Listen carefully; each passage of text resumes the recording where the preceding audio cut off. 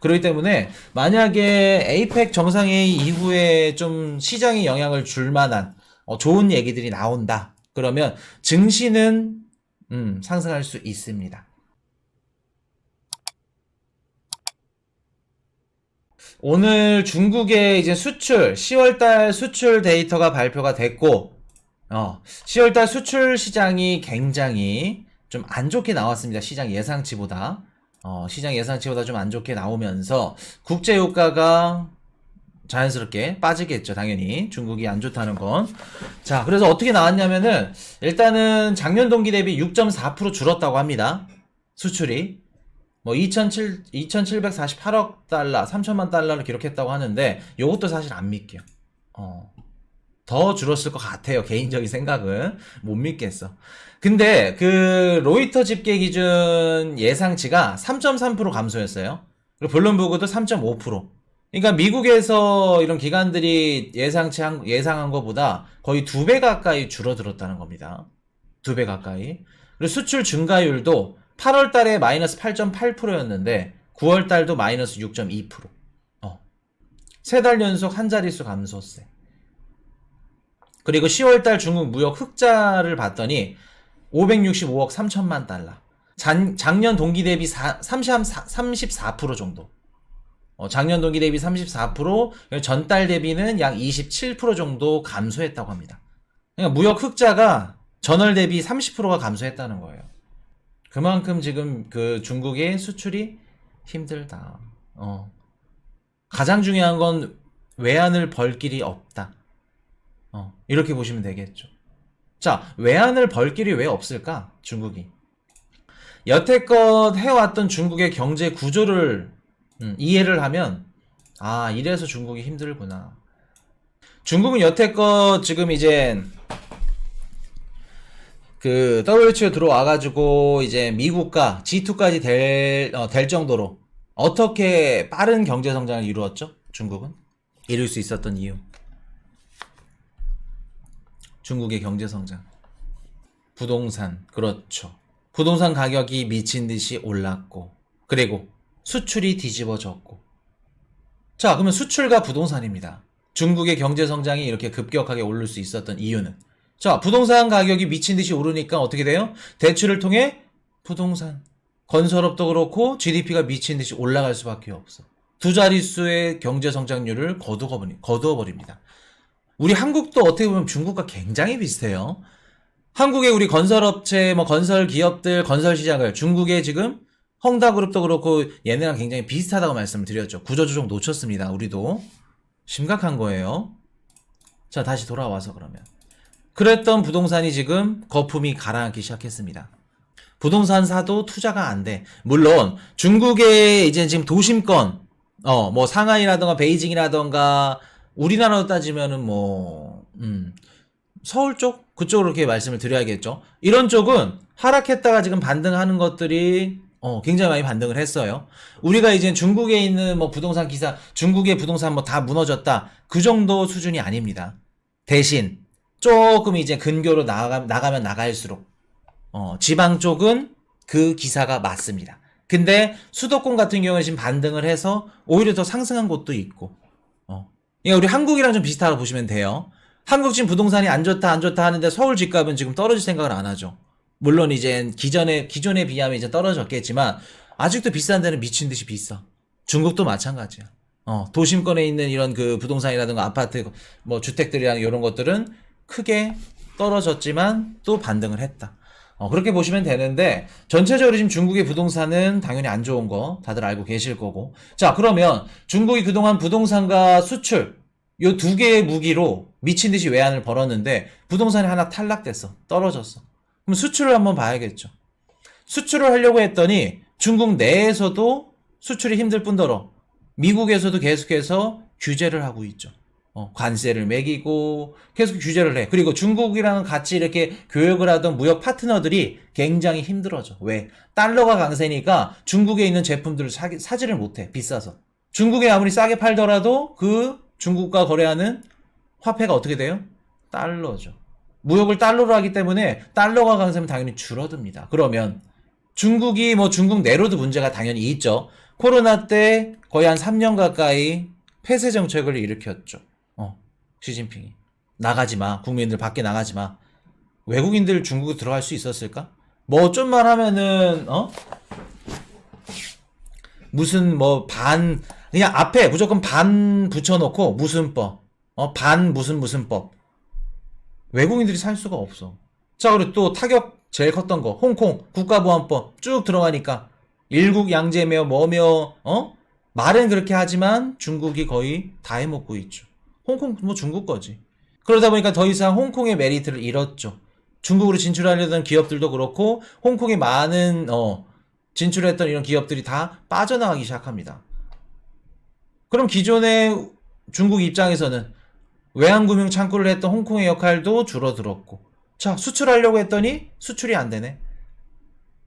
그나마 중국이 믿고 있었던 게 뭐냐면 인구수도 그렇고 시장, 내수시장, 마켓이 형성이 되어 있기 때문에 우리는 내수시장으로 갈 거야. 그 얘기를 했었어. 내수시장도 지금 잘 돌아가고 있을까? 제대로 돌아가지 않죠. 그러면 지금 중국의 가장 문제점이 뭐냐면 외환수급이 안 된다는 얘기입니다. 외환수급이 안 된다는 거예요. 자, 그러면 이 얘기를 듣고 기본적으로 베이스를 깔아놓고 한번 가볼게요. 자, 외환수급이 안 되는데 수출량이 계속해서 급감해. 이런 식으로 떨어져. 자, 그리고 중국 FDI 감소세 지속. 올해 1월부터 8월까지 투자액 전년 대비 5.1%.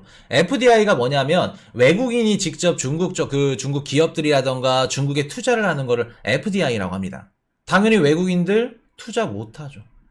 얼마 전에 그 중국에 사시는 분 연결했을 때 여쭤봤을 때 중국에서 외국인을 더 이상 볼 수가 없대. 예전처럼 외국인을 보고 이런 게 없대 거의. 왜? 코로나 때 다 폐쇄해버렸죠. 폐쇄해버리니까 어떻게 돼요? 외국인들 못 들어가지. 그리고 기업들도 투자 못 하지.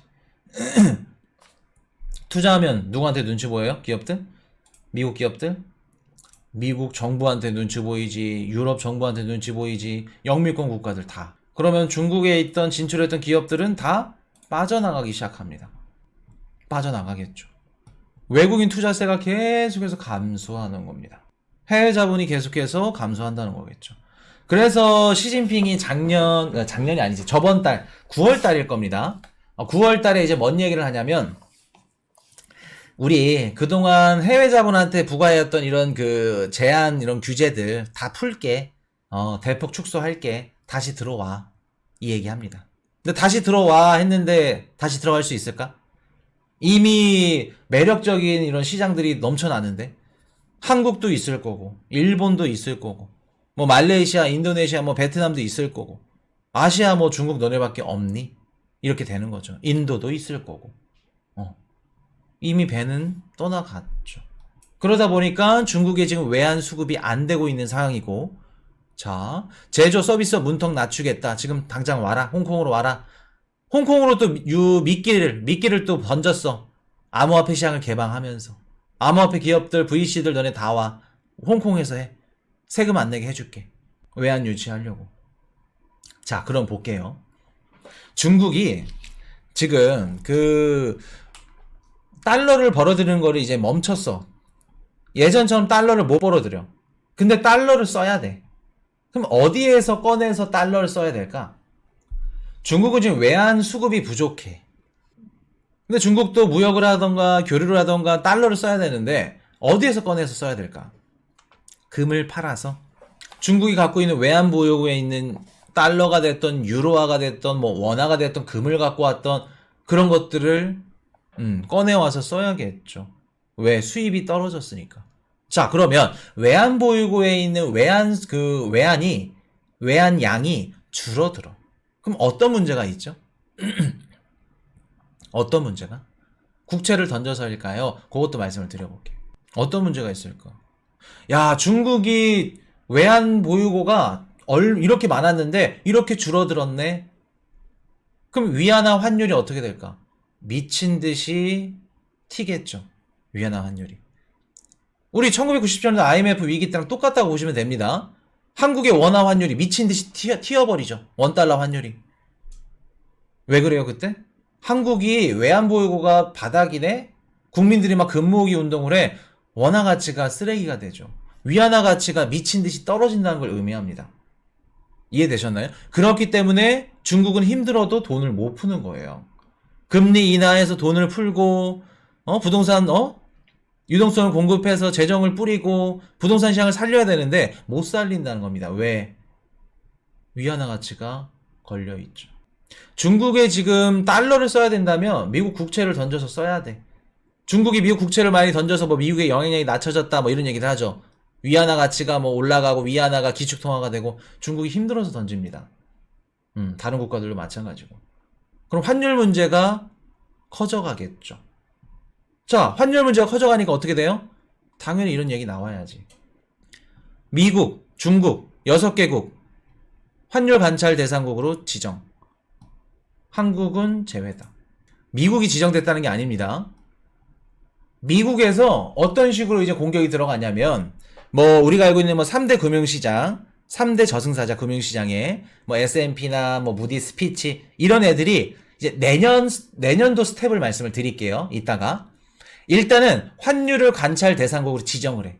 야, 얘네 환율 문제 좀 커 보이는데 외환보유고에 있는 외환이 조금 적은데?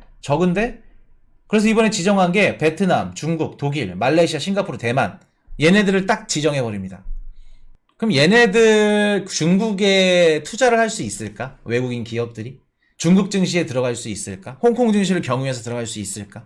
환율이 이렇게 위험하고 왔다 갔다 한다고 하는데 지금 환율 관찰 대상국이죠. 여기서 더 나아가면은 위안화 가치가 더 떨어져.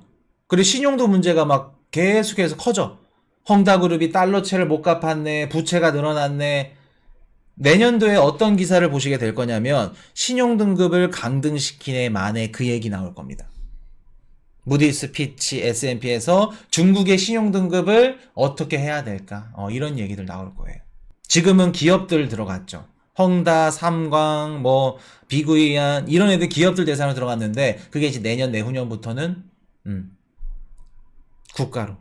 또 어떤 스텝으로 가는지 한번 말씀 드려볼까요? 미국이 금리를 좀 내려. 그랬더니 중국이 야 이제 됐다. 마음 먹고 국채를 발행해서 미친듯이 재정을 공급해. 그럼 누가 들어갈까 공격?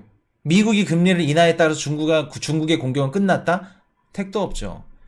금융시장 저승사자 3대 금융시장 3대 저승사자 무디스 피치 S&P 들어가서 중국의 무분별한 국채 발행 부채 재정 적자로 인해 신용등급을 강등합니다. 이런 기사가 쭉 나오겠죠. 올해 그 피치가 미국의 신용등급 강등했죠. 그런 것처럼. 이해되셨나요? 이게 순차적으로 다 있는 거예요 지금. 차례차례. 이렇게 때렸어? 환율 때려야지. 환율 때렸어? 환율 관찰 대상국. 이거 때렸네? 국가 신용등급. 자, 중국이 지금 어떤 상황에 놓여져 있는지 좀 이해되시나요? 그래서 지금 보시면은 중국에 그 삼중전해라고 있어요. 요게 이제 중국 지도부가 5년 그 임기 동안 좀 주요 정책을 결정하는 좀 뭐라 그럴까. 각 그 당들이 다 모여가지고 굉장히 좀 중요한 일정입니다. 삼중전해가. 그래서 뭐 우선순위를 정하는 자리라고 할 수 있을 것 같은데 좀 중요한 부분들. 지금 이 삼중전해 일정도 못 잡았어. 왜 못 잡았냐면 아까 우리 뭐 방송 초기 때 뭐 리커창 총리 뭐 사망했네 뭐 그런 소리 하고 있죠. 그 10년 전에 리커창 전 총리가 뭐였지? 리코노믹스를 추진을 했는데 뭐 민간 경제 뭐 기업 육성 뭐 시장 역할 강조 뭐 중앙 정부 관리 축소 요렇게 해가지고 리코노믹스를 추진했었습니다. 10년 전에 리커창 전 총리가. 그러면서 막 외신들도 야 중국의 경제성 뒤집어지겠다 막 좋게 긍정적으로 바라봤는데 최근에 리커창 총리가 사망을 했죠. 또 심장 그놈의 심장 의문스러운 죽음을 딱 겪었고 지금 애도 물결이 계속해서 커져가고 있고 요게 천안문 사태로 발전되지 않을까 걱정을 하고 있죠. 근데 경제 상황이 안 좋은데 삼중전해를 딱 열어서 시진핑이 뭐 이런저런 얘기를 하는데 리커창 전 총리 사망과 10년 전에 했던 리코노믹스 요게 불현듯 또 떠오르겠죠. 지금 일정 잡는 것은 굉장히 지금 부담스러운 겁니다. 시진핑은. 왜? 경제도 안 좋아, 수출도 안 좋아. 여태껏 지금 시진핑이 이제 그 업적이 뭐냐면 경제보다는 정치에 좀 이렇게 치우쳐져 있었어, 사실. 왜냐하면은 뭐 중국의 경제를 이렇게 회복시키고 올리는 것보다 본인의 독재 정치, 본인 밥그릇. 그러다 보니까 중국 경제 상황과 이런 정치라든가 이런 뭐라 그럴까 본인의 이제 정치 생활 이런 것들을 바꾼 겁니다. 그렇기 때문에 경제는 당연히 좋을 수가 없겠죠. 그래서 지금 이런 3중 전에도 일정도 아직 못 잡은 상태라는 거. 그래서 아마 일정을 언제 잡을 거냐면 그냥 코인이슈 개인적인 생각으로 이번에 16일 날 이 11일부터 17일이죠. 이제 얼마 안 남았습니다. 그 샌프란시스코에서 에이펙 정상회의를 하는데 그때 바이든과 만납니다. 그리고 여기에 이제 누가 또 오냐면은 우리가 알만한 뭐 마이크로소프트 그리고 또 엑선모빌, 그러니까 미국의 알만한 기업들 CEO는 다 모여요. 수백 명의 CEO 앞에서 연설을 합니다. 시진핑이. 어떤 연설을 할까? 우리 이제 예전이랑 좀 달라. 기업들 들어와서 좀 열심히 사업할 수 있고 비즈니스 좀 할 수 있게 서로 털어줄게. 열어줄게. 규제 풀어주고 같이 잘 한번 해보자. 우리 힘들어. 그 얘기 수백 명 CEO 앞에서 하는 겁니다. 그리고 시진핑이랑 바이든 서로 원하는 거 주고 받겠죠. 바이든도 지금 지지율이 30%대 육박하죠. 최저입니다. 우리 시진핑도 흔들리고 위험하죠. 서로 흔들리고 위험한 두 남자가 만나면 확률적으로는 좋은 얘기가 나올 가능성이 높아 보이죠. 그렇기 때문에 만약에 에이펙 정상회의 이후에 좀 시장에 영향을 줄 만한 좋은 얘기들이 나온다. 그러면 증시는 상승할 수 있습니다. 가능성 있어요. 근데 우리 비트코인 시장은 지켜봐야겠죠. 그렇기 때문에 요 에이펙 정상회의 요거 11일부터 17일까지 열리는 걸 지켜보셔야 되고 지금 중국은 굉장히 힘든 상황이다. 힘든 상태다. 그렇게 보시면 되겠습니다. Hey, I got a confession. Been losing all momentum. Just because it's easy, but that don't make it better.